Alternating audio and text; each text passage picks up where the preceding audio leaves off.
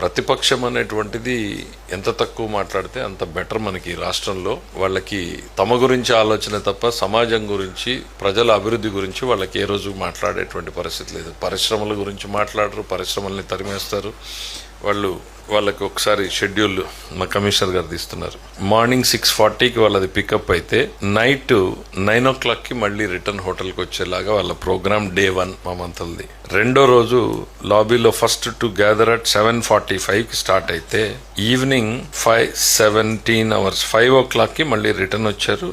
మళ్ళీ they continued till next day మళ్ళీ 9:30కి స్టార్ట్ అయిపోతే నైట్ 8 వరకు ప్రోగ్రామ్ నడిచింది. నెక్స్ట్ డే 9కి మొదలైతే మళ్ళీ సేమ్ థింగ్ ఈవినింగ్ 6 దాకా నడిచింది. ఇక్కడ కూడా మీరు వీడియోలు కూడా చూస్తూ ఉన్నట్టారు కదా, స్కూల్లో పిల్లలు కూర్చుని వాళ్ళు ఇచ్చే ప్రజెంటేషన్లు. ఇట్ వాజ్ జనరల్ గా అడిగితే మంత్రులు చాలా మంది చెప్పింది first 5 days was very interesting and చాలా లెర్నింగ్స్ ఉన్నాయి అనేటువంటిది. సో ప్రతిపక్షం గురించి జగన్మోహన్ రెడ్డి గారు ఏదైనా మాట్లాడితే విధ్వంసం గురించి ట్రైనింగ్ ఎవరన్నా ఇస్తాడు, అల్ఖైదా ఇస్తుంది అని అంటే అక్కడ పోయి ట్రైనింగ్ ఇస్తాడు ఆయన, లేకపోతే అది అక్కడ మెక్సికోలో అనేవాడిని చూసాం కదా సార్. సో అట్లాంటి వాళ్ళ దగ్గర ట్రైనింగ్ పంపిస్తాడు. చంద్రబాబు గారికి ఆయనకి తేడా అదే.